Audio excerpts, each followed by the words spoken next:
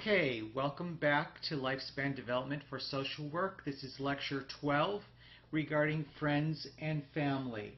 And we're going to look at social relationships, which include friendships as well as the family, across the life cycle. You'll notice that we're going to spend a lot of time, or probably a little bit more time, on childhood and somewhat on adolescence, but we will cover the entire lifespan. So why don't we start with preschoolers and their friendships. The preschool years are marked by increased interactions with the world at large, and this includes interactions with their peers. About the age of 3, children begin to develop what we think of as friendships. Peers come to be seen as individuals with special qualities because of the cognitive development. Children are able at this age to begin, not only are they able to distinguish themselves from, let's say, their parents or their family members, but from other peers, from other children of the same age. Relationships are based on companionship, on mutual play, and on entertainment.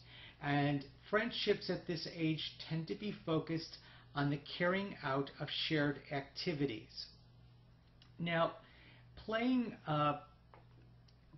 at this point in time tends to be more what they call functional play, which involves simple, repetitive tasks or activities, which is basically doing something for the sake of being active.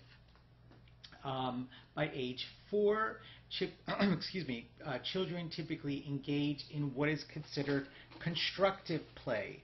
And constructive play involves manipulating objects or toys or things to produce or build something.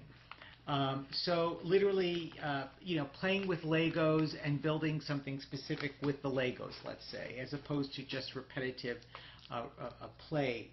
Constructive play allows children to test their developing cognitive skills. Constructive play allows children to practice their motor skills, their fine motor skills as well, and their gross motor skills. Fine motor skills deals with things with the hands and the fingers, eye-hand coordination. Larger motor skills deal with running, skipping, crawling, walking, etc. Constructive play also allows children to problem solve in very basic ways, and then constructive play allows children to learn to cooperate with each other. Now, Mildred Parton, way back in 1932, distinguished different types of play that young children can engage in. Parton observed or categorized this kind of play as parallel play, onlooker play, associative play, and cooperative play. Parallel play is basically when children basically are playing in the same room together, but are basically just doing their own play next to each other. So they're playing together. They're playing in the same room together without necessarily interacting with each other. Onlooker play occurs when children simply watch others play but do not actually participate in it. So they may sit there for a while and observe other children as they play. Associative play is when 2 or more children actually do interact with each other by sharing or borrowing toys or materials, although they may not necessarily do the same thing together. And then cooperative play is very similar to what we were talking about with functional or constructive play. This is where children genuinely play with one another. They take turns, they play specific games, they may devise contests, they may take on certain roles, etc. The nature of child's play is influenced by his or her social experiences. What has a child been exposed to regarding play? So there are cognitive abilities and then social skills and social environmental cues for play. Vygotsky argued that pretend play particularly if it involved social play, is an important means for expanding a preschool aged children's cognitive skills. So literally, remember with Vygotsky, the social environment provides a push, if you will, to engage in new skills, new activities, which then promotes cognitive growth and development. Of course, cultural background also results in different styles of play, in different types of games that are encouraged. And a children's level of play changes as their knowledge and beliefs about the mind and the world become more advanced. Now, in middle childhood, friendships, of course, continue. And what we notice about friendships is that for the middle childhood period, or for later childhood, friends provide an important source of information about the world and other people outside of the child's home and those who are familiar with the child. Friends also provide emotional support and help to children, especially when they are faced with stress, as is typically happens, of course, with all kids. Friends teach older children how to manage and control their emotions. Friends teach about communicating with others outside of the home, or outside of those that are familiar to the child already. Friendships foster intellectual growth, and friends allow children to practice relationship skills and social skill building. So all of these are very important for children, for older children. These are school-age kids now, pre-puberty period. But although friends and peers become increasingly influential during this period, their influence does not become greater than the influence of parents and other family members. So peers in middle childhood, in older childhood, are important, become increasingly more important for the child, but do not necessarily outweigh the influence of families, of the parents and families of the children. William Damon believed that children's friendships go through three basic stages, developmental stages. So Damon believed that, for example, stage 1, which typically occurred with preschool children, friendships were based on others' behavior. So children see friends as like themselves. Children at this period see friends as people to share toys and activities with, and children do not take into account the personal traits of other children in developing friendships. Then stage 2, which is basically ages 8 to 10, Damon believed that friendships were based on trust. So there's this kind of second level that occurs in friendships. So now children begin to take another person's personal qualities and traits into consideration when developing friendships.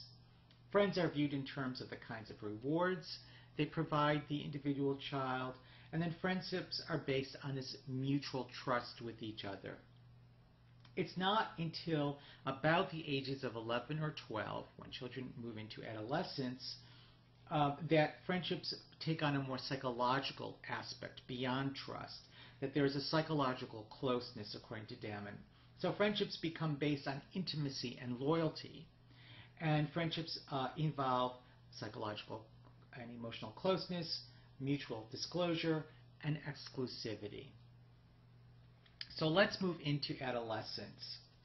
Now, I should say before we move into adolescence, let's take another step further with middle childhood, and that is friendships and gender in middle childhood. Typically, friendships divide along gender lines. So boys tend to have friends that are other boys, and girls have other girls as friends. Now, again, this is a broad kind of generalization about how many children base their friendships on. This does not mean, however, that boys don't have friendships with girls and girls don't have friendships with boys. It's just that there tends to be a stronger emphasis on same-sex friendships during this period of time. There's also a tendency to avoid the opposite sex because, and this becomes much more pronounced during this period of childhood. Children's friendships are almost entirely sex segregated, although not completely. The sex segregation is seen in nearly all societies, so this is a fairly universal phenomenon.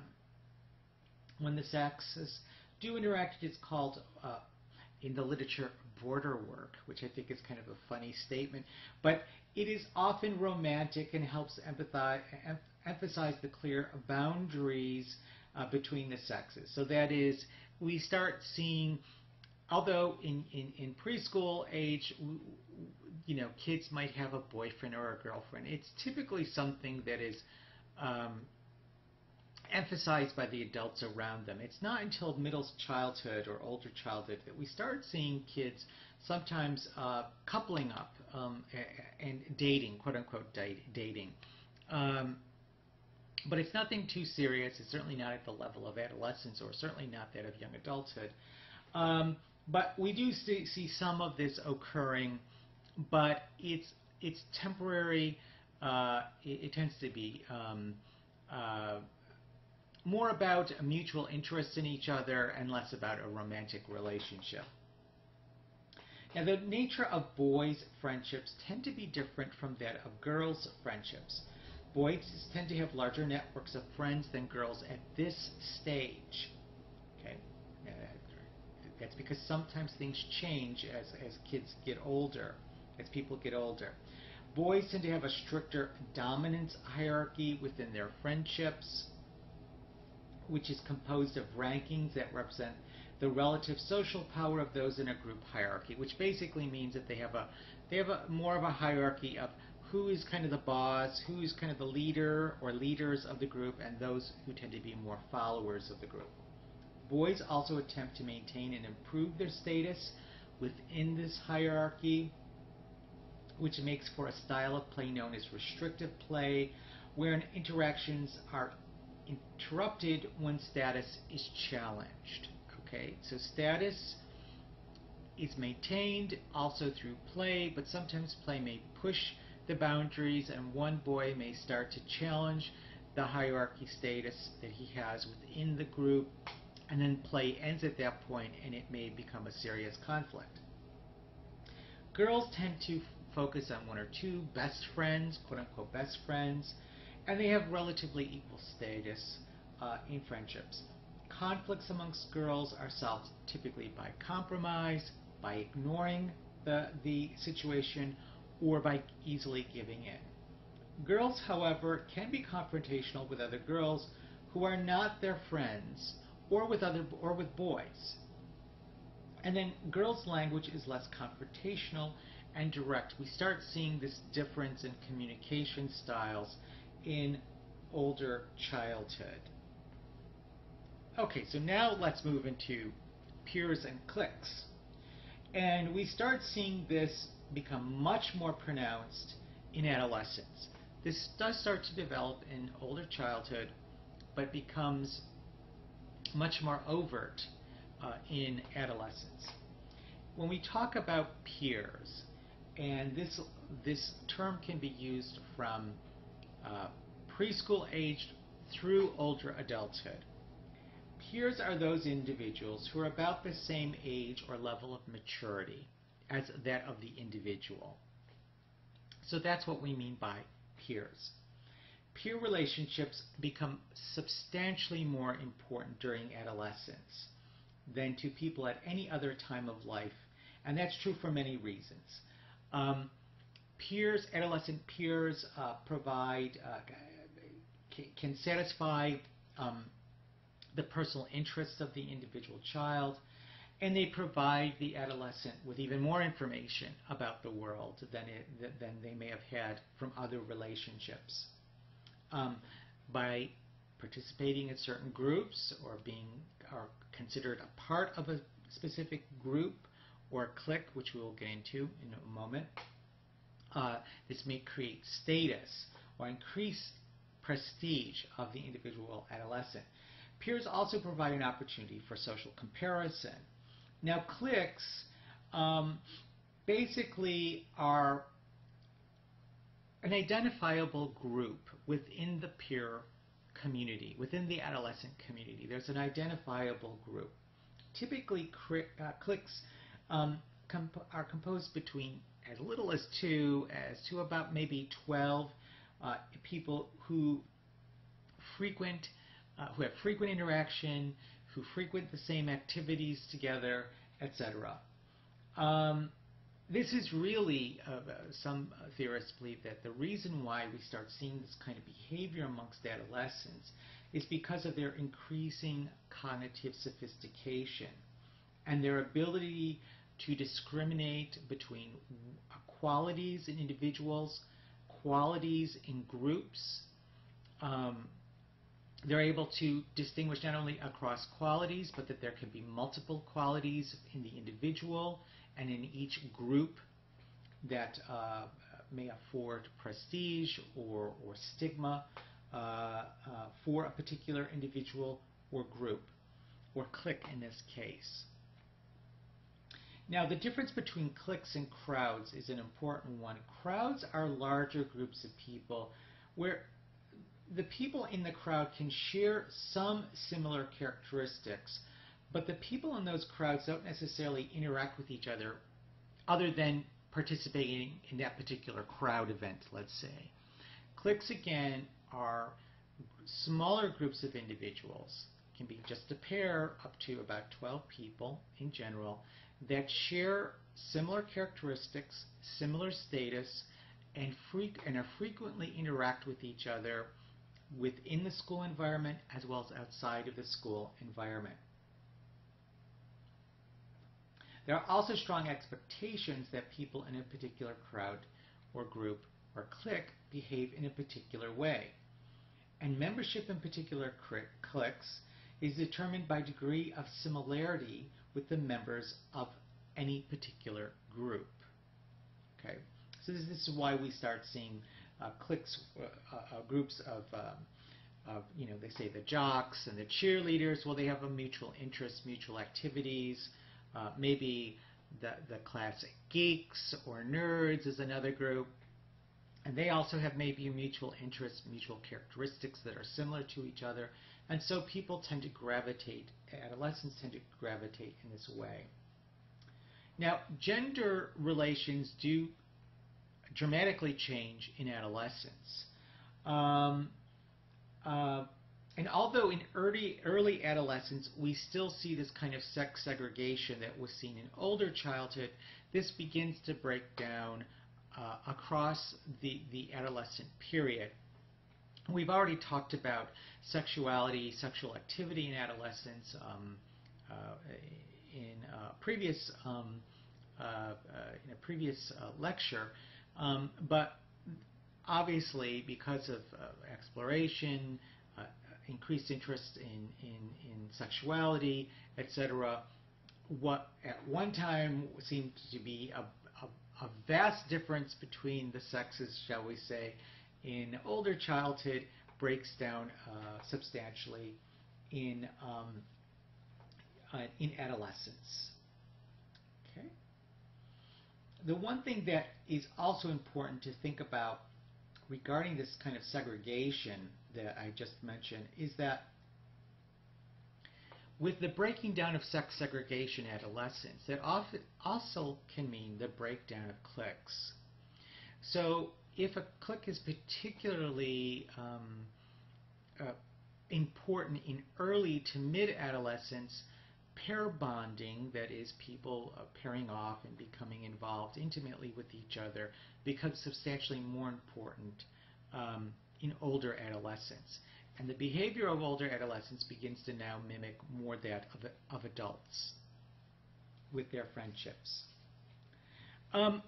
Another interesting newer phenomenon is the arrival of social networks and cyberspace, particularly in the last 15 years. Now we're dealing with adolescents and older children who have only known the internet and have known about social networks and cyberspace from early in life. Certainly adolescents are increasingly becoming more involved in online social networks, and this is just another way for adolescents to interact with each other, with existing acquaintances, make new friends, new connections, well outside of the local environment of which a child or an adolescent lives in. Certainly, virtual social networks are a way to make contact with people they know in real life, or total strangers as well. It's really too early to tell. The research has only just begun to look at this phenomenon. Do social networks augment the friendship networks of an individual adolescent? Do they replace the social network that may have been had in the pre-social network world that many adults nowadays knew of when they were adolescents? Or, as I said, does it augment it? Typically, adults tend to find it difficult about how to handle and deal with social networks, especially when adolescents make friendships with strangers through social networks. How do the adults, the parents, the families of adolescents manage that? It is really, truly a new phenomenon. Adolescence is also, it's certainly true. We talk about the terrible twos with toddlers. Their favorite word is no, and it is kind of a period of autonomy building for toddlers and preschoolers during that period of time. But adolescence is really the beginning of when children begin to strike out more and more on their own. It really is the time when parents hold, although, let's say, put it this way, early in adolescence, parents hold most of the power and influence over the relationships that teenagers have with other teens. But by the end of adolescence, this power influence is much more balanced between the parents, what the parents have to say about it, what the families have to say about it, and what the adolescent has to say about it themselves. So it's a very interesting period that within a matter of 3 to 4 or 5 years, you see a dramatic shift in the relationships that adolescents and their families have with each other, and with the relationships that adolescents have with those outside of the family as well. There is this kind of cultural myth that really started during the 1960s with the baby boom generation when they were first hitting adolescence and young adulthood. There was this notion of a generation gap, this kind of divide between adolescents and their adults, the adults in their lives, so that adolescents in the younger generation had substantially profound differences in behavior, values, attitudes, lifestyle choices, and experiences. Now, there was some truth to this during the 1960s and early 1970s, that there was this kind of substantial difference. But that kind of generational gap really was more of a historical anomaly, and that, in fact, adolescents, the majority of the time in history, if we look at the last 100 or so years, have tended to, although disagree at times with the older members of their family, let's say with the authority figures of their lives, more times than not tend to have similar value systems and belief systems and priorities of that of their families and their communities than those that are radically or profoundly different. So adolescents and parents, for example, according to the literature, they tend to see eye to eye on social, political, and religious issues. The worries and priorities of children and adolescents tends to mimic that of their parents. So really, research shows that children and adolescents tend to mirror that of their families and communities more than shatter, let's say, that of their families and communities. And even longitudinal research has shown that even for that young generation of baby boomers that came of age during the 60s and 70s, early 70s, research shows that many times, many of these very same adolescents who broke from their family's traditions actually returned to a lot of their family norms and values as they aged and as they got older.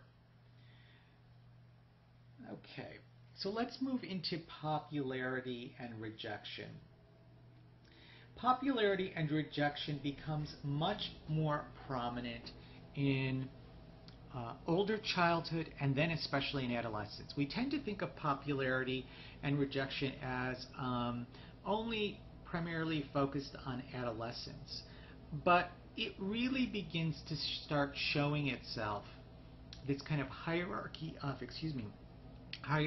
esteem, hierarchy of prestige, really starts to appear in older or middle childhood. And then, of course, as you get closer to adolescence, you see this more and more. And then once we're in adolescence, it's a very full-blown phenomenon, shall we say, amongst peers, amongst adolescent peers. Again, some of this is because of a child's ability and the group's ability to be able to distinguish differences across individuals and across groups. Not only differences, but multiple differences. So a child, an adolescent, can see themselves as having multiple characteristics. Some of those characteristics are similar to their peers, and some of those may contradict or are maybe very contrary to that of other peers. And so you see this kind of social comparison increase with the improved cognitive and social abilities of the child. So certain personal qualities can lead to popularity and can lead to rejection. High emotional intelligence, enjoyable to be around, an individual is friendly, cheerful, smart, good-humored. Believe it or not, these tend to confer popularity and social prestige to the individual adolescent. There are also some negative aspects which make peers seem normal, and so these can also contribute to popularity. Displays of culturally valued and desirable traits, such as extroversion versus introversion, are also important. In America, children who are more extroverted, who are more outgoing, are given higher status, not only by their peers, but also by the adults around them. A rejection occurs. The reason why rejection occurs can be very complicated. Okay, some of it is that there are certain characteristics that are more stigmatized or are less valued within the general community, not just amongst adolescents, but general community that the adolescents live in, as well as the specific norms or expectations or values or priorities of an adolescent group. So we have these kind of the controversial adolescent, the rejected adolescent, and the neglected adolescent. These are the kinds of kids that may seem unpopular or are viewed in unpopular or in more negative ways by their adolescent peers, and sometimes I might add, by the adults that are around them. So controversial adolescents tend to be those peers who are liked by some but are disliked by others. So they tend to be a polarizing figure amongst the adolescent community. Okay. There's the rejected peer who is typically more uniformly disliked, and peers may react to them in an obviously negative way. Okay, so these are the targeted kids. These are the kids who might be bullied. etc. And then there's the neglected adolescent. They're neither liked nor disliked by their peers, but they receive very little attention from their peers in the form of either positive or negative interactions. They're almost kind of invisible. Okay, so we see these kinds of characteristics, I should say patterns, of stigmatization, of prioritization in adolescent communities. Okay. Now, also, very important, we've already talked about gender and how gender can can influence friendships in how older children or adolescents interact with each other. Race also can play a part in this, in the kind of relationship patterns that that occur amongst adolescents. Patterns of race segregation continue to appear in school and colleges throughout the United States. So we start to see this develop in older childhood, this kind of race segregation. That is, peers, children tend to self-segregate at times by hanging out with and having friends of similar or of the same race or ethnicity. This can intensify during adolescence and continues well into young adulthood. Children from ethnic minority or racial minority groups may actively seek support from others who share their minority status to affirm their own identity, which can be a crucial developmental issue in adolescence. So sometimes we see this race segregation because there is a minority group as opposed to a majority group. In some schools, particularly in the West, for example, or in larger urban environments, we may see that there's not necessarily any majority group at all. There are just multiple ethnic groups of children that attend the same school. Excuse me. But we still see some of this kind of race segregation occur. In schools where rigid tracking systems are prevalent, minority students may find themselves in classes with proportionally more or fewer minority students. So they might be the only kid, or there might be only 2 or 3 kids in the class of the same ethnic background or racial background. And so for that reason, they may tend to socialize together, or they may be rejected by the majority group, and or both. This practice of race segregation may inadvertently maintain and promote racial and ethnic segregation well into adulthood. It may also be a reflection of what the larger community is like. So this is kind of a question of what comes first, the chicken or the egg. Do children segregate because of the norms of their communities that they come from? Do they do it because of for specific reasons, as I've just noted over the last few minutes, or is it a combination thereof? And you probably know what this course thinks it probably is due to. It's usually a combination of all of the above. So those are, not only do we see gender segregation, but we also see race segregation. And again, this primarily starts within older childhood. It intensifies during adolescence. Now there is a difference when we look at gender, that gender segregation tends to break down by older adolescents, but race segregation and ethnic community segregation tends to continue well into young adulthood, such as in colleges, for example. Okay, friendships continue to be very important well into adulthood. I mean, I've already kind of signaled that by starting to talk about young adults. But we see that friendships continue to be substantially important for young adults, middle-aged adults, and well into older adulthood. There is a need for belongingness.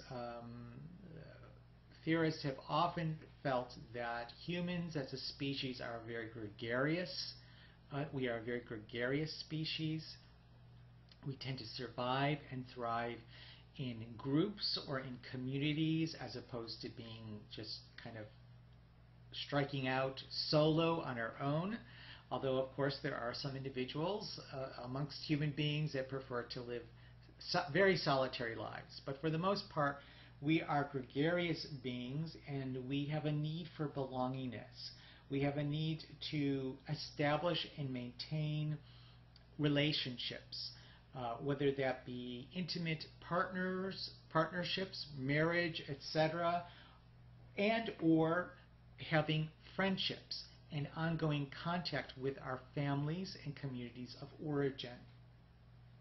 Most people form friendships with others who live nearby, so proximity is a very important feature of friendship making in young adulthood, middle-aged adulthood, and older adulthood. In fact, when we talk about friendships, you'll notice it just says adulthood, and that's because we really start to see this kind of friendship making patterns in young adulthood, and this kind of style of making friendships continues well into older adulthood. Similarity also plays an important role in friendship development. Also, their friendships often develop with ongoing contact, so we start making friendships with people that we go to school with people that we work with. Sometimes people make friendships with other parents because their children have contact with each other in various different settings, etc., etc. Now, although, as we said, that cross-race friendships dwindles by adolescence, this continues well into adulthood. So I said young adulthood, but really it continues into middle adulthood and older adulthood. Some of that breaks down due to the kinds of organizations that the adult may belong to. So if an adult lives, works in an environment that is more multiracial, more culturally diverse, they will tend to start developing more friendships that are culturally diverse. If they belong to organizations, maybe a social group, a religious community that's very culturally diverse, then guess what? They will tend to develop friends that are more culturally diverse. But if those opportunities are not present, then adults will tend to remain racist and culturally segregated with their friendships. Adults tend to choose their friendships on the basis of personal qualities. Again, very similar to what we saw with adolescents. Adolescents start to do this more, they begin to start making friends based on these kind of characteristics, but adults purposefully do this. So they look for friends who they can keep confidences with, who are loyal, who will be loyal, who are warm, affectionate, supportive, who are frank, direct with the individual, give a good source of feedback to the individual, and who also have a good sense of humor. Social networks in later adulthood, in particular, are just as enjoyable as in earlier years. So this friendship, the benefits of friendship last well into older adulthood. I cannot emphasize that enough. Time spent with friends is often valued more highly, especially in later adulthood, than time spent with family. How do you like them apples? You know, if you think about it, in young and middle adulthood, family life takes a higher priority, typically because if children especially are part of the family, then obviously the raising of children and supporting them is a very important activity. We've also we'll see with middle adulthood, not only is it the raising of children, but there also might be the taking care of older adults, the older generation in the family. So this can tend to take a priority over friendships for young and middle-aged adults. With older adulthood, with kids kind of out of the way, so to speak, moving on to greater independence, many older adults report that their times with their friends are of equal importance and sometimes even greater importance than that of their families. which is kind of reflects a little bit with what with what adolescents were like. Not quite the same thing, but it's interesting that friendships become even more important in older adulthood. Friendships have an element of control that compensates for the loss of control in other areas of life. So a person feels like they still have much more control over the kind of friendships that they have, while maybe not having as much control over other parts of their life. Of course, friendships create a mutual support system, especially with the death perhaps of a spouse or other important relationships. Death of friends can be just as traumatic as other losses close to the elderly. So this is how important friendships can be for older adults. Having said that, older adults who have many friends are more likely to become involved with new friends, even before the dying of some of their friends and family members. So if a person enters older adult life with many friends, they will continue to make new friends well into older adulthood. So they may become friends with somebody just for a year or 2 years, let's say. They just got to know somebody. Maybe they're in a retirement community and they make new friends in the retirement community. That continues well into older adulthood. So we've been talking about friends, but and I've only referred to families in passing when talking about friendships, but let's talk about family life and parenthood. Now, you'll notice that I'm going to start with, let's see, I'm going to look at my notes here very quickly. Yeah, I'm going to start with young adulthood. The reason for that is we have really looked at family life up to this point in the semester for children and adolescents. We've already done that with infants, children, adolescents, etc. It's been from that point of view of the infant, the child, the adolescent. But certainly we've talked about families a great deal for obvious reasons when we talk about childhood and children and adolescents. But now we're going to kind of flip that a little bit, and we're going to look at family life and parenthood from that of the adult. And we're going to start with young adulthood, then move into middle adulthood, and then proceed into older adulthood.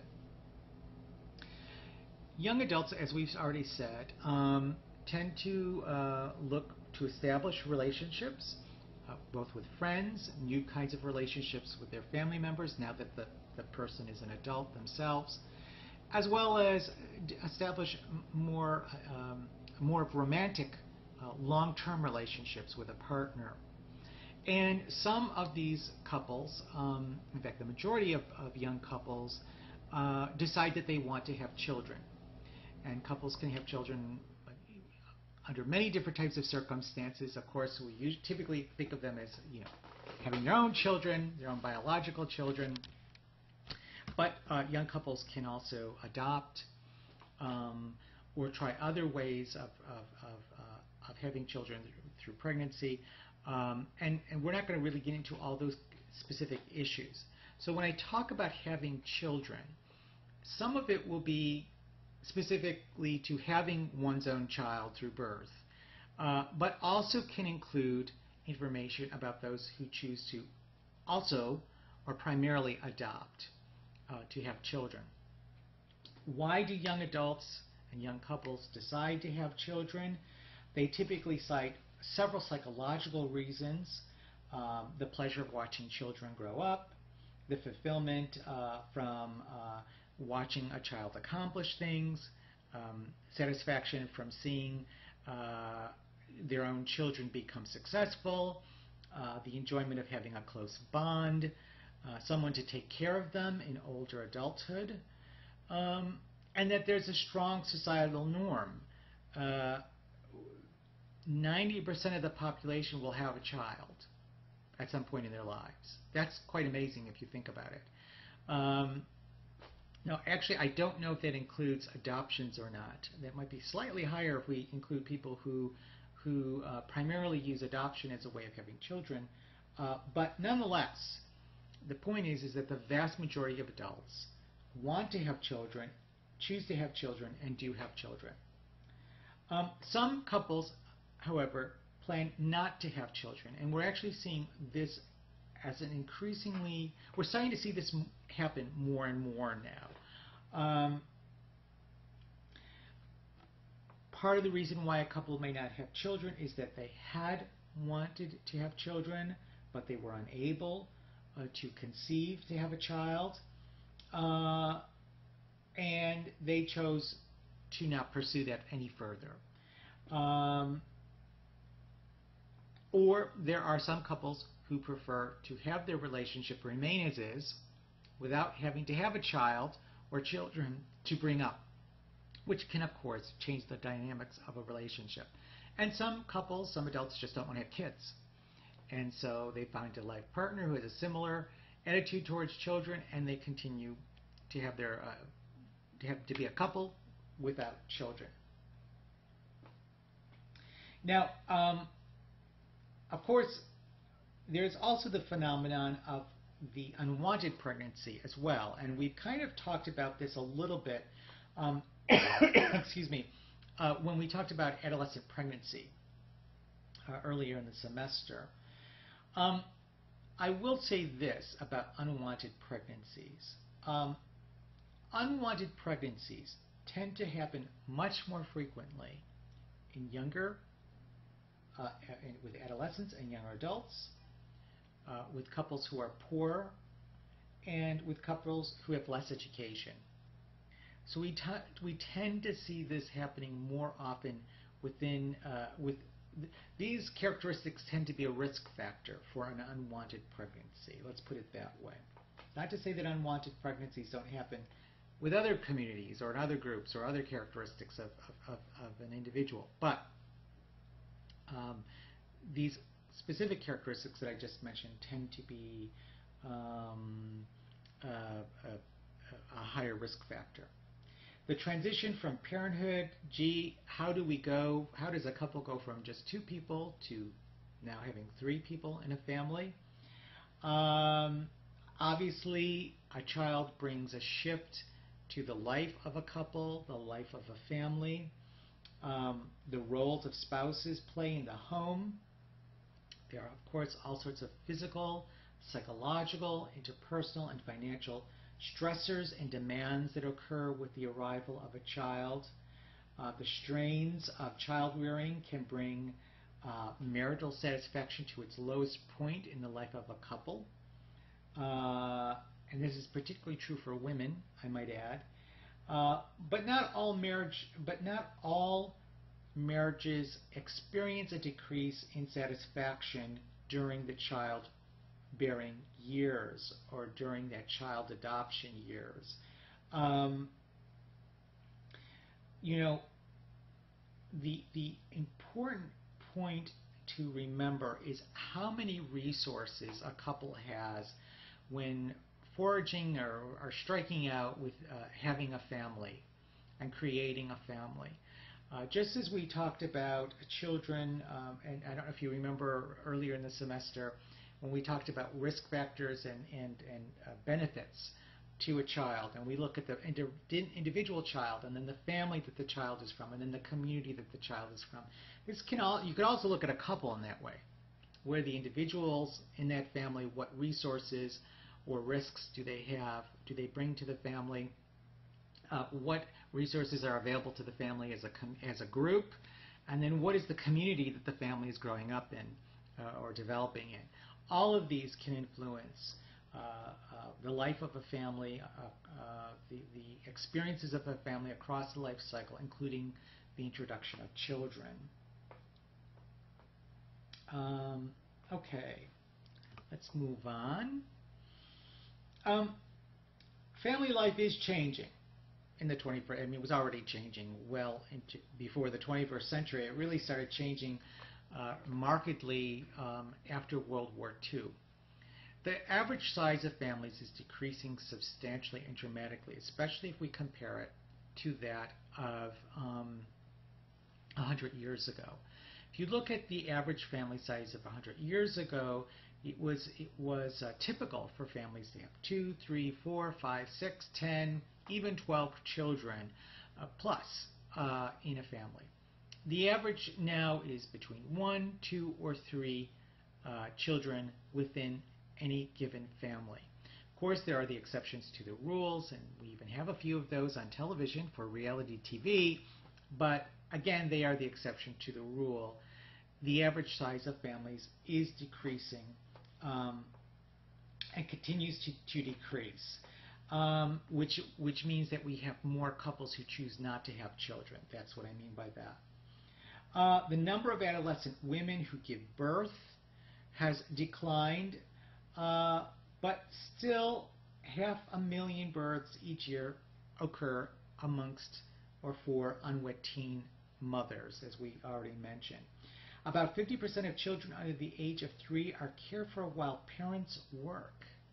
That is, both parents are working. And more than 50% of mothers work outside of the home. More than 50%, I'm sorry. It's even higher than that. Some women may work part-time, some women may work full-time. But nonetheless, they are outside of the home at least part of the time while they have school-age children, younger or school-age children. 1/3 of children in the United States live in a low-income home.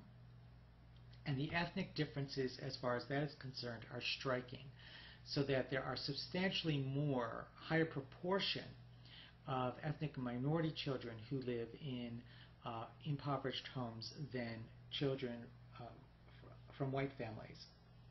Many children are being raised in environments with substantial stress, both environmental and interpersonal stress. And the use of contraceptives has dramatically decreased the number of children in the average American family. Basically, with the introduction of contraceptives have been around for a while. I think sometimes we think about contraception as only starting in the 1960s with the arrival of the pill. But really, there were some forms of birth control before the pill.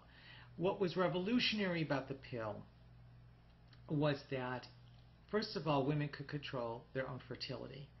That's the first thing. Secondly, directly. Secondly, they could get these contraceptions privately. It was readily available through a prescription, and they didn't have to go to a store to buy it, where there may have been some shame, there may have been some discomfort to going out and buying contraceptives, let's say they're over the counter, let's say, or sometimes even earlier on you'd have to ask the pharmacist specifically for it, and that may have curtailed the use of contraceptions before the introduction of the pill. The pill, you got a prescription, you went to the pharmacist, they filled it, and then you took the pill. And so it became readily available, easily available, and a very private affair. And so the use of the pill exponentially increased the use of contraceptives in general, which means then that whereas in the 1930s families reported wanting 3 or more children in the home, now we have most families who have no more than 2 children in the home, 3 being kind of pushing it. So the fertility rate has declined from an all-time high just post-World War II. That's that baby boomer generation that we were talking about, which was about 4 children per woman, per family, to just below 2 children or less for families nowadays. More women are using contraceptives, more women are working, women are delaying having children well into their 30s. The cost of raising children is high, which can cause people to want fewer children.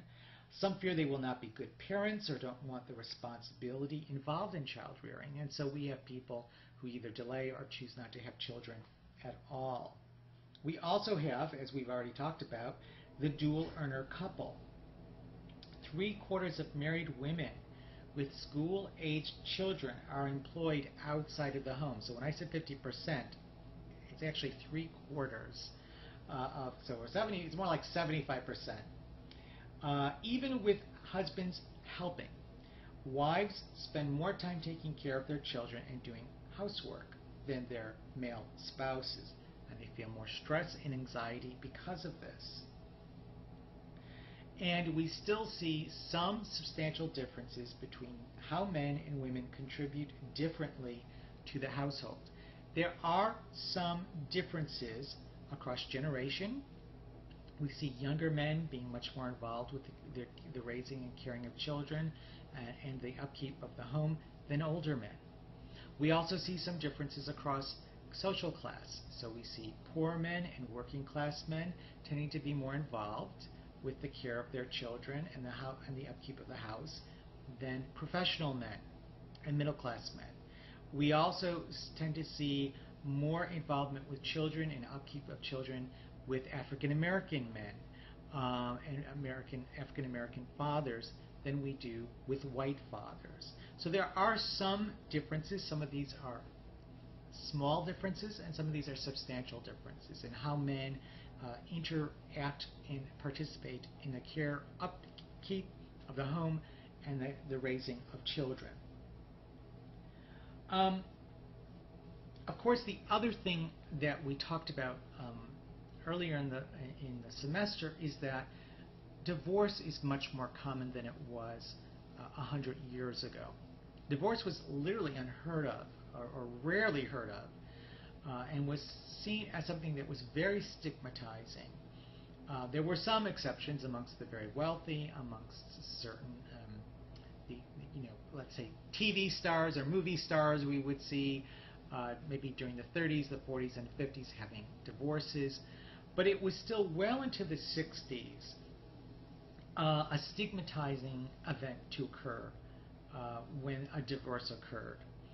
That changed radically during the 1970s, and the divorce rate exponentially increased during the late 60s through the 70s, so that it was about 40 to 50% of marriages. As I reported earlier, the divorce rate has really declined from the 1980s, from a high during the 1980s, and I think more recent information shows that divorce has kind of flatlined, kind of plateaued. It's not increasing, but it's not decreasing either. The impact of divorce on children depends on upon how soon after the divorce children are studied.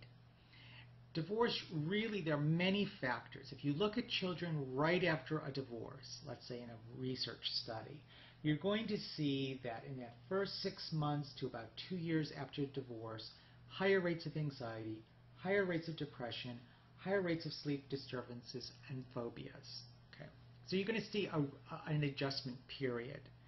If you look at children, however, after the 2-year period, or even years after the divorce, you will see a dramatic decrease in all of these problems. So clearly children do adjust to divorce. The vast majority of children do adjust to the divorce than perhaps what was originally thought. Nonetheless, twice as many children of divorced parents require some kind of psychological counseling as do children from families where divorce does not occur, and that typically occurs within that first 6 months to 2 years after a divorce. Another important piece is the age of the child when the divorce occurs. That can be a complicating factor for some children, as well as how acrimonious the divorce is.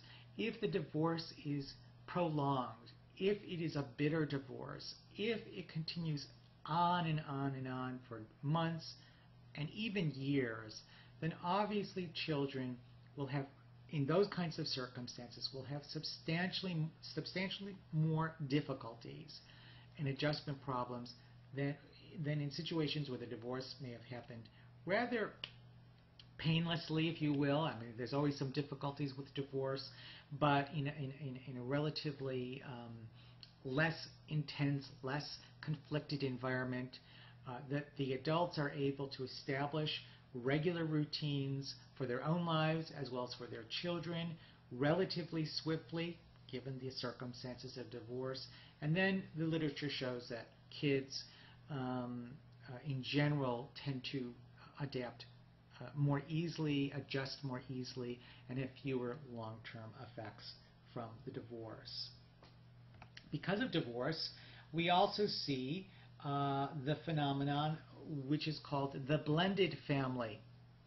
About 17% of children live in a family pattern consisting of remarried couples with at least one stepchild living with them. That is, that children from one home are blended with the children of another home. Now, sometimes a blended family can be as simple as one of the spouses was previously married, had a child from that previous marriage, and then remarries with another adult. And the other adult was never married before and never had children before. Okay, that's a more simple simple blended family. Typically, however, blended families are such that probably both spouses have been divorced or at least in some kind of cohabitation experience, and both spouses bring children into the new home. And so now we have what is called a blended family. Kind of the classic TV blended family is the Brady Bunch, only in that case we have a widow and a widower who then combine their homes to create the Brady Bunch. Of course, that's also possible with a blended family. It could be a widow or a widower, and that the other spouse might be divorced, and they combine their families together. But more times than not, especially when we're talking about younger parents, younger adults, I should say, or middle-aged adults, we are probably talking about if at least one of the spouses had a previous relationship, that previous relationship typically ended in divorce nowadays. Living in a blended family can involve role ambiguity because people are not quite sure what their role is in the new family form. School-aged children often adjust relatively smoothly, believe it or not, according to the research, to a blended family. This is determined by the financial status of the family, and especially if the financial status of the family improves. I should note that when we're talking about blended families, and we're talking about a man and a woman who are married, who remarry, typically the financial status of the woman improves with the second marriage. The man's also improves, but not as substantially, because typically divorced men and fathers are more financially stable in general than that of their former spouses.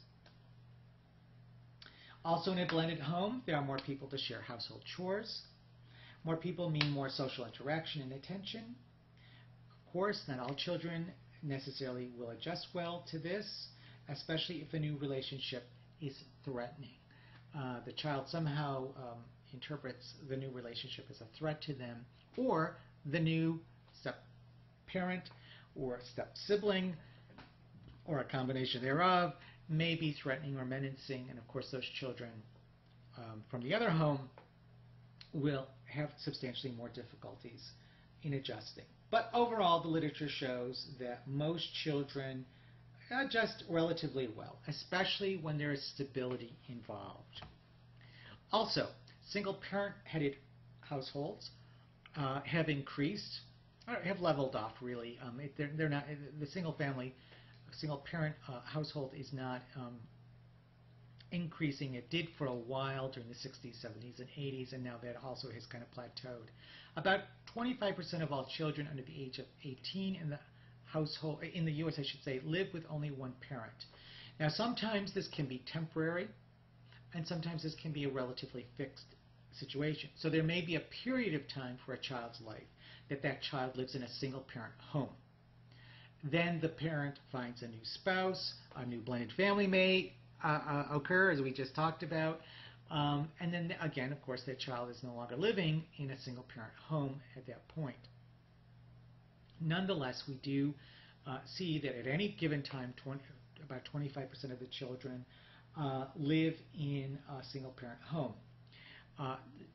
These numbers are higher for children from ethnic minority families. For example, at one point, I don't know how accurate this is, I must say, but about 60% of African American children lived in single-parent homes. I think that number has actually gone down somewhat. This number may have gone up. 35% of Latino children lived in single-parent homes at one point in time. Again, those numbers may have gone up or down, relatively speaking, in the last 5 to 10 years. These numbers are somewhat old. But nonetheless, it shows you that in general, children from ethnic minority families, there can be a higher percentage, I should say, of children from ethnic minority communities who live in single-parent homes at any one point in their lives. There are many different situations that result in single parenthood. In the past, 50 to 100 years ago, death was the primary reason for single-parent childhood, typically the death of the father. Nowadays, that's atypical because of improved living circumstances for adults as well as for children in general. Typically, single parenthood occurs due to divorce. That's usually the primary cause. I did see some literature that says that men, in fact we already talked about this last week, that men who are divorced or single tend to be more easily able to remarry than women who are single or who are single parents. So that also may be the reason why, especially for single mothers, we see this phenomenon. There's also absent spouse. The other parent flees the situation, and so then you have a single parent situation. A more typical phenomenon that has become more increasingly common is that the mother never married. That either the birth was unexpected, the pregnancy was unexpected, I should say, and or there was a cohabitation and then the relationship ended. So this is some of the typical causes or reasons why single parent households occur. And really the consequences of living in a single parent home really depend on two very important features. One is whether the other parent ever lived at home. If the parent was never there, that's a different environment than if the parent had been there and then leaves due to divorce or due to abandoning the family. That's a different dynamic, especially for the children. Also, the economic status. Some single-headed parent homes are economically stable. They may still struggle somewhat economically, but they are stable financially, and that creates more of a stable environment for the children to be raised in. Another feature is what other kind of resources are available to that single parent. Is there an extended family? Is there a neighborhood? Is there a community that surrounds that family? What kind of resources, both formal and informal, are available to the single parent? All of these can create stability for the single parent household. Speaking of which, the multi-generational family, we were just talking about that. If a single parent is surrounded by a multi-generational or extended family, that will tend to create more security and stability over time. It can also increase the amount of conflicts that occur within the family because there are obviously more people involved, especially with the raising of the children. But this also creates more financial stability and circumstantial stability across time. The prevalence of multi-generational families and extended families is much more common amongst ethnic minority communities and immigrant communities than among Caucasians that are raised here. The reason why I say that about Caucasians who are raised here is that there are white immigrants from different parts of the world, Eastern Europe, certain parts of the Middle East, who come to the United States and come from extended family forms, who are immigrants who come from extended family forms. So again, we see that this is much more prevalent amongst ethnic minority and immigrant communities than Caucasian families who have been here a number of generations. Race and family life. Race absolutely can influence family life based on different norms, expectations, religious traditions, etc. African American families have a particularly strong sense of family. They often report this in multiple research across multiple circumstances, across multiple generations. We see that African Americans prioritize family, report families being more important than other ethnic communities. This is also true for Latino families. This is also true for immigrant families. This is also true for across different Asian communities, both Asian American as well as Asian immigrant communities, that the family tends to be of higher importance or of higher priority than, let's say, in many white families where individualism tends to be more highly valued. Poverty also, I mean, I've been kind of, poking at this a little bit when we're talking about single families, single parent families, about some ethnic community families. But when we talk about poverty, poverty really creates substantial risks and challenges for families. Economically disadvantaged families face significantly more hardships, such as unsafe neighborhoods or housing, substandard housing, unsafe neighborhoods with drugs, violence, etc., high rates of violence, schools that often fail in their ability to provide basic educational resources for their kids. Children in these families are at high risk for poor academic performance, higher rates of aggression and conduct problems, and a greater amount of mental health issues. I want to say this very clearly, that these are risk factors. You have heard me say this, and you will probably hear me say this again as the semester continues, but these are risk factors. Children can come from wealthy homes and have substantial behavioral and emotional problems. Children can come from poorer families and have few to none of these problems and actually have very fulfilling, successful lives. However that child may choose to define it as they get older and move on with their lives. So again, these are risk factors. It places children and it places families at higher risk when they are in poor environments, economically, I should say, to be very specific, economically disadvantaged environments where there is high turnover rate in the neighborhood. That's another key feature. In rural communities and in poor urban communities where there is stability, that word keeps coming up, doesn't it? Where stability of the neighborhood is stable, it is relatively safe, the same families have lived there across numerous generations or at least numerous years. Children from these neighborhoods tend to have fewer risk factors to face. When the neighborhood, whether that be rural or urban, tends to have a high turnover rate, there's a lot of people moving in and a lot of people moving out, that tends to create greater instability for economically in particular for the community, and that creates higher risk, a greater amount of risks for both the children and the families that the children live in.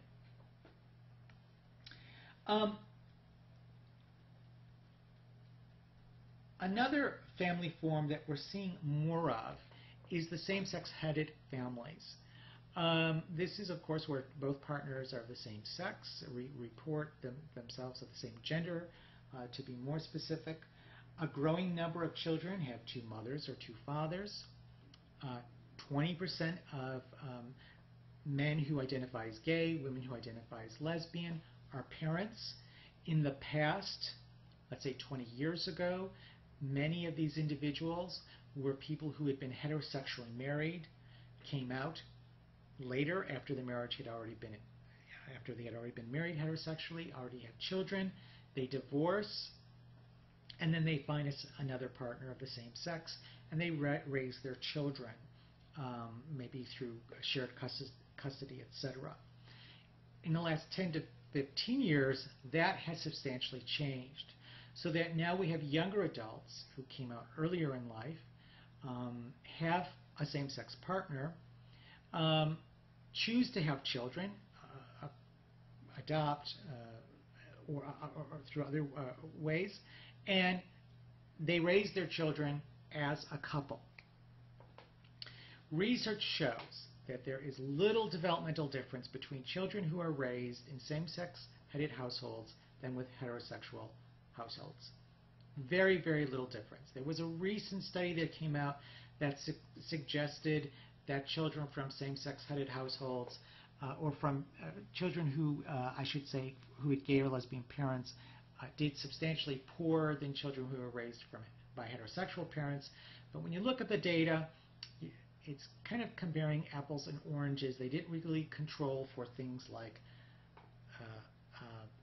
socioeconomic status, whether it was a single-parent-headed household. The majority of children who were being raised, in this case by a lesbian mother or a gay father, were single-parent homes. Some of these families were much substantially poorer than the heterosexual families that they were being compared to.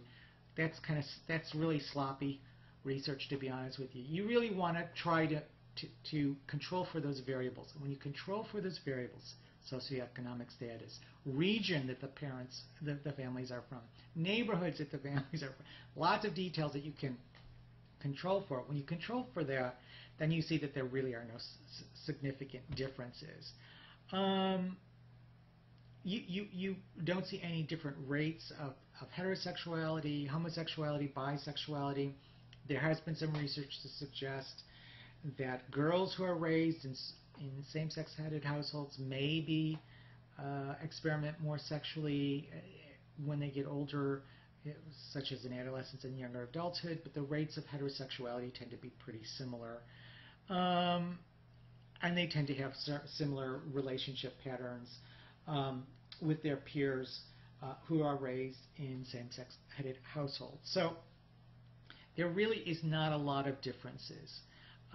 When you really are comparing the family, when you're controlling for a lot of other variables in the research, that's an important key to remember.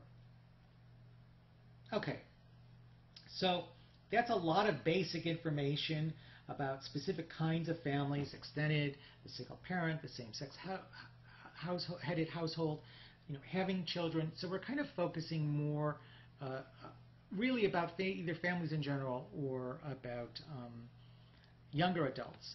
But what about families what is family life like for the middle-aged family member or adult, or for the older adult?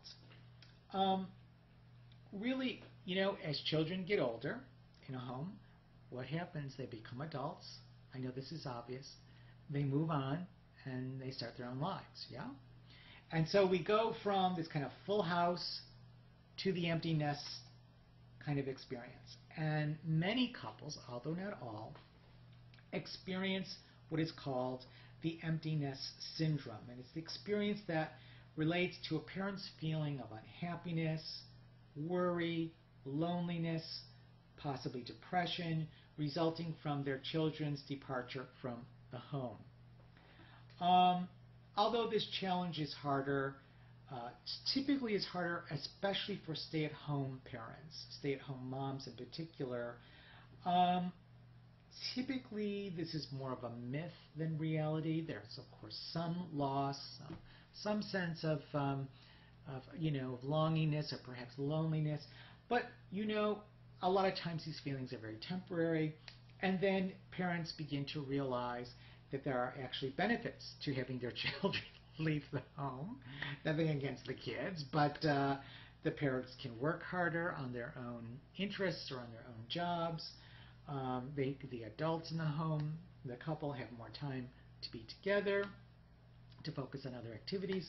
Guess what? The house stays cleaner. The phone doesn't ring as much. There's less tension in the home. So although there's less energy and excitement perhaps when there were kids in the home. There's also perhaps more peace and calm in the home. Although a lot of the literature has focused on women who have experienced these feelings when a child or when all the children have lost the home, recent work suggests that fathers also experience some of this as well. So it's more evenly experienced. Again, maybe 40 years ago when we had more stay-at-home moms, more women reported this kind of an experience.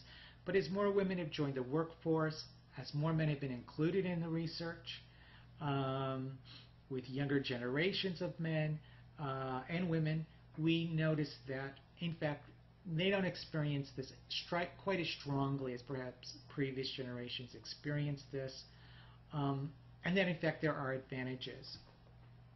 Having said that, a more recent phenomenon that has been occurring, especially in the last 10 years, is this idea of the boomerang child or boomerang children. And these are young adults who, after having left home, it may have just been for a brief time or it may have been for a substantial amount of time, they return back to living with their middle-aged parents.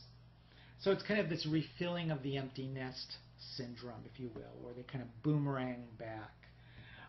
Men are more likely to return to their parental homes than women. Parents tend to give sons more freedom than their daughters if an adult-aged child returns back to the home.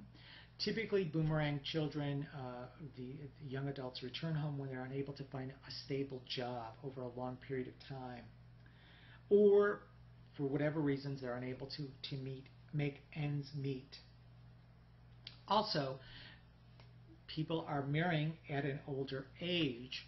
So at one time, when people were marrying at a younger age, they had either the economy permitted for one spouse to be able to work full-time while the other spouse stayed at home. That reality has changed, especially during the 70s and 80s with the change in the economy, so that now both adults need to be out working at least part-time, at least one of them full-time and the other one part-time. And so, it's more difficult for a single adult, especially a younger adult, to live on the income that they get from full-time work, or they cannot find full-time work and only find part-time work. There may be a divorce for the young adult and they return home. And really, parents, the middle-aged parents, really their response is both negative and positive. There's the advantages and the disadvantages of having children at home. That's true when they were younger. That's just as true now that they are older, young adults. There's also, although this is not mentioned on either in the text or the readings, there's also the phenomenon of young adults staying and living with the parents much longer. So instead of leaving the home between the ages of 16 to maybe 21, which was more common in the 1950s, we see children, young adults, living with their families well into their 20s now. And of course, that again, a lot of it has to do with delaying marriage, delaying childbearing, and also the differences in the economic environment. That it's difficult for young adults to really break into the work environment full time and have a job that they are able to really survive on financially.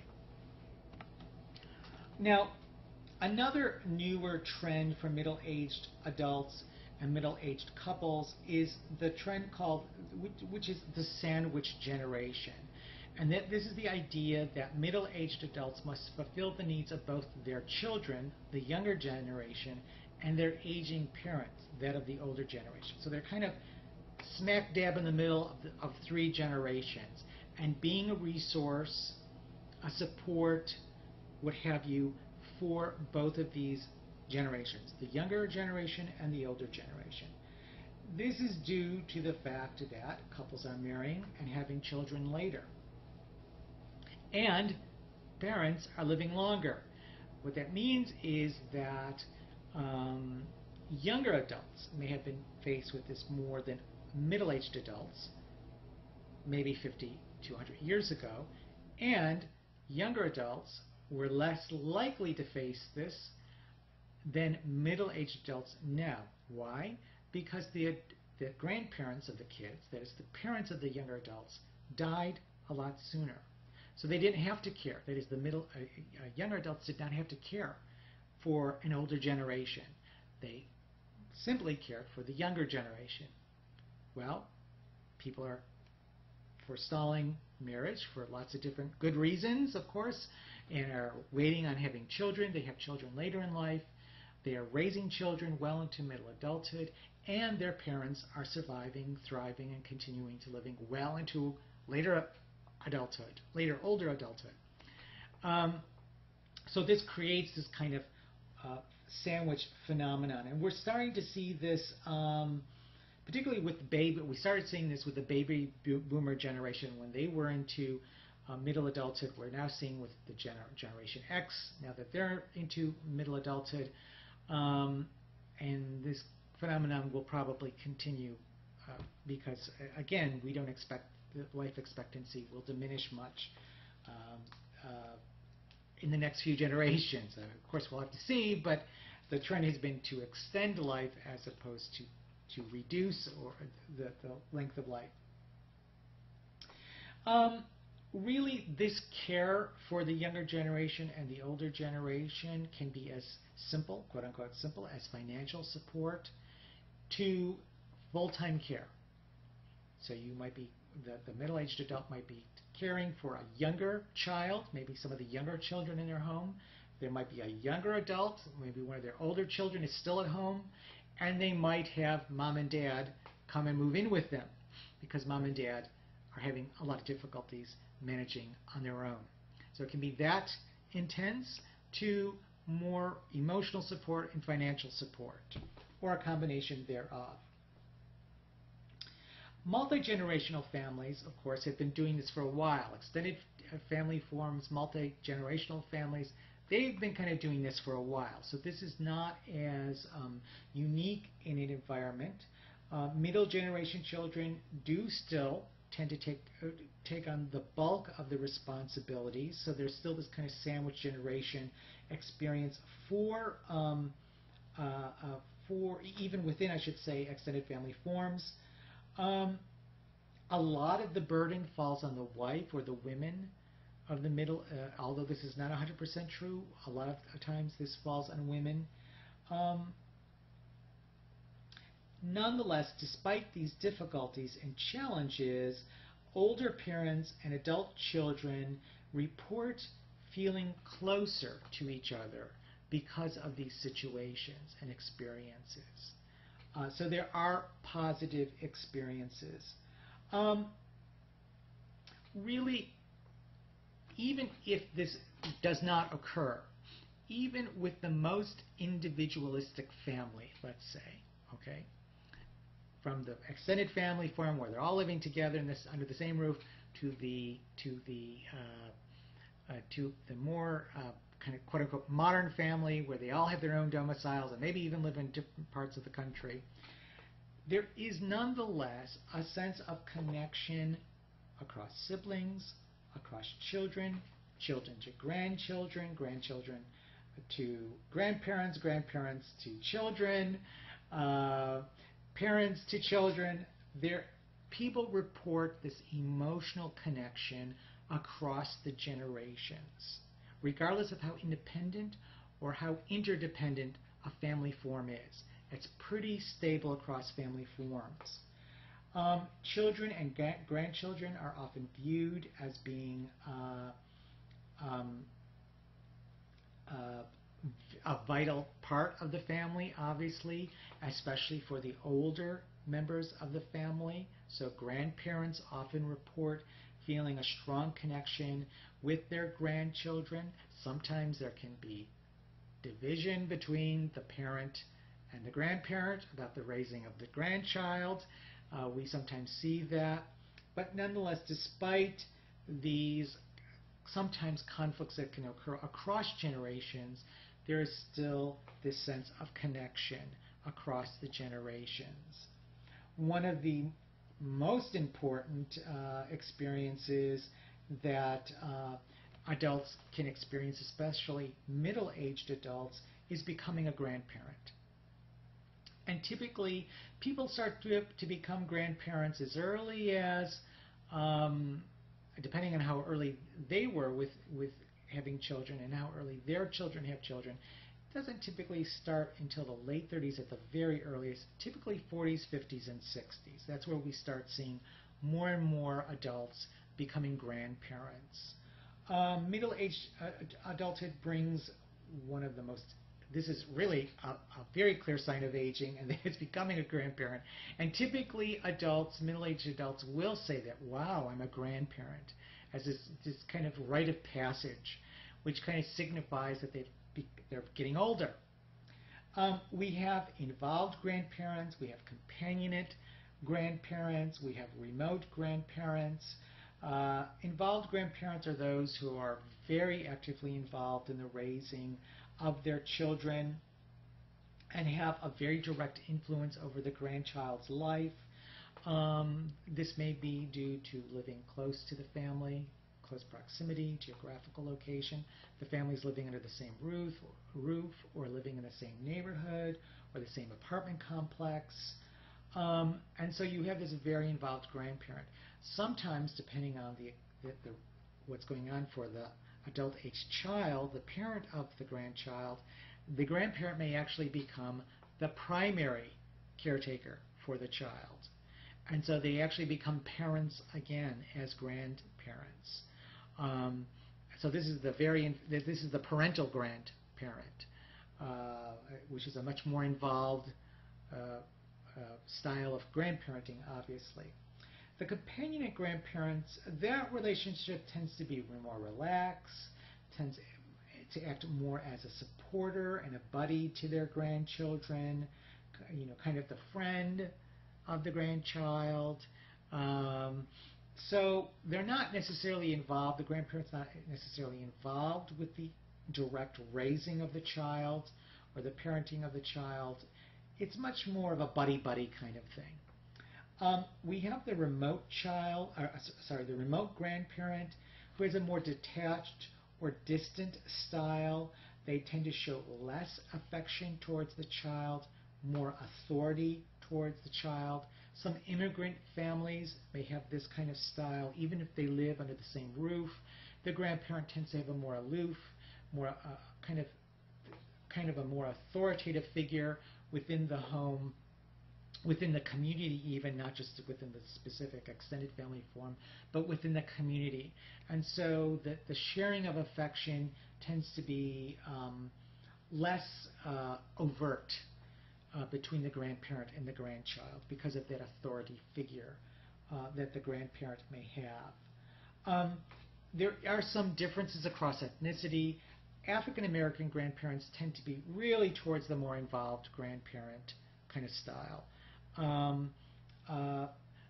Some Asian communities, we may see more of a remote kind of grandparent style. Again, that doesn't mean that the more involved grandparent can't be more remote in their style of grandparenting or more companionate. It doesn't mean that a more remote grandparent cannot be more directly involved or more companionate with the grandchildren. It just means that there are cultural differences as to what tends to be expected of the grandparent when dealing with grandchildren. Great-grandchildren play substantially less role in the lives of both white and African American great-grandparents. It's the fact that there is already a grandparent there. So the great-grandparent tends to have a more remote or a detached approach to the great-grandchild than with their own grandchildren. Now, moving on into older adulthood, really a rite of passage for a lot of middle-aged adults is moving into retirement. Retirement can start as early as into the early to mid-50s, depending on the job that the individual had, and can be as late as into the 70s. So retirement can can really be substantially different depending on the economic conditions of the adults and the economic environment in which the adult is retiring into. Many assume that retirement is a time to slow down and withdraw from active lifestyle, but research shows that lots of older adults and retirees, especially earlier on in retirement, have very active and full lives. Of course, this path of engagement, of being involved, can change across the course of life, and typically it does change, so that as people become older, we start to see them become less and less active. Some of this, of course, is due to the aging process, which we already talked about earlier. We have the young old, the old, and the very old. We have these kind of three groups, and that's because we see substantial developmental differences across this life period, just like we saw in childhood. People who are well off in young adulthood tend to remain so in later adulthood. Those who are poor in younger adulthood or middle adulthood tend to remain poor into later adulthood. So economic circumstances tend to stay the same. They tend to stay static, that is. About 10% of adults aged 65 and older live in poverty. The reason why that number is not higher is because of Medicaid and Medicare. Before Medicaid and Medicare, a substantially higher number of older adults lived in poverty. Because of Medicaid and Medicare, that percentage has substantially reduced. Having said that, women are twice as more likely to live in poverty as men, older women, and minorities are much more likely to live in poverty as older adults than whites. And of course, the reason why we see this level of poverty is because living on a fixed income creates economic vulnerability for the individual, regardless of their financial status. Now, if they're very wealthy, they're very high up level, then they are far less vulnerable than, let's say, the middle class, the working class, or the poor. When we look at the majority of older adults, however, who are on this fixed income, they are much more financially vulnerable because of this fixed income. Okay, and this fixed income, of course, comes from Social Security, from pensions, and from savings, the person's life. And of course, we also have to look at the fact that depending on the living circumstances of the older adult, expenses can be minimal to quite high. The average older person spends 20% of their income on health care costs. That's a high amount. I don't know what the numbers are for young adults or middle-aged adults, but that percentage is very high. And if you think about nursing home, if you look at nursing homes and you include both private and public, okay, just the average across private and public, you're looking at about $80,000 or more a year for living expenses, for living in a nursing home. So, as you can imagine, living costs can actually increase with age due to health care needs. And this gets us into living arrangements for older life. There can be lots of different living arrangements. The vast majority of older adults, though, when we're talking about older adults, live in their own homes or live with other family members, especially if they come from a community or a family that have a more extended family or multi-generational form. Only about 5% of older adults live I should say, only about 5% of older adults end their lives living in a nursing home. So the vast majority of older adults do not die in a nursing home. 2/3 of people over the age of 65 live with other members of their families, most of whom are a spouse. The adjustments of an older adult moving in with a middle-aged adult household can be difficult. In fact, that transition tends to be, families report more difficulties with that transition than when we have the boomerang kids, where we have the young adults who return to the their middle-aged parents' home. Okay, that's an interesting finding, which I didn't realize. And certain ethnic minority communities are more likely, older adults who come from ethnic minority communities are more likely to live in multi-generational family domiciles or extended family forms than their white counterparts. Options for living arrangements include 10% of older adults live in what is called continuing care facility. This is a community that offers an environment in which all the residents are of retirement age or older and need various levels of care, although not intensive medical care. So they can live relatively independently, but need some kind of health care support in their homes, while living in their homes. There are also different kinds of assisted living facilities. There's the adult daycare facility, where older individuals receive care only during the day, but spend nights and weekends either in their own homes.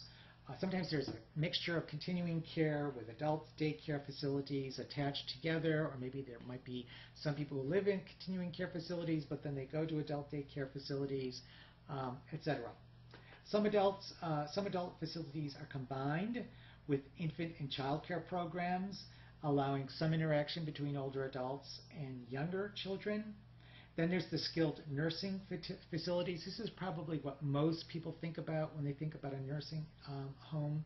And this is a facility that provides full-time nursing care for people who have chronic illnesses or who are recovering from a temporary but long-term medical condition. So nursing homes we often think of as having older adults who have multiple health problems who have gone there to die. But in fact, nursing homes have a much broader range of residents who live there. They now have younger adults, middle-aged adults, who may have long-term ongoing medical care that requires 24-hour skilled nursing care. Or it's temporary. Maybe they needed it for 6 months, or for a year, let's say, or even 3 months, let's say. And then they are discharged from the facility. 1% of those aged between 64 and 74 live in nursing homes. 5%, 75 to 84 years of age. 18% of those who are 85 or older, and about 50% of people over the age of 95 are in nursing homes. So the numbers increase substantially as people get older.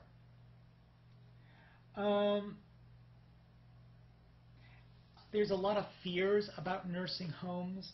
Some of that is, justified. There's the fear that living in a nursing home can lead to institutionalism or institutionalization, which is a psychological state in which people develop an overall apathy, indifference, and lack of self-care. And sometimes this has occurred in nursing homes. And sometimes this can occur because people have a learned sense of hopelessness and helplessness, because so much of what happens for them is taken care of by staff, and so they just the individual kind of gives up on doing as much as they can to take care of themselves. So there is this kind of fear, although there are some efforts to try to change this in nursing home facilities. Okay, There's one video I'd like people to look at. Remember to look at the extended family form. This is by Alex Feimundo, who talks about his extended family. Listener discretion is advised because it uses some colorful language, some coarse language, but I think you will find it to be very interesting for him to talk about what it was like, what his extended family form is like to have grown up in and to still be dealing with an extended family form. Okay, thank you for listening and see you next week for Lecture 13.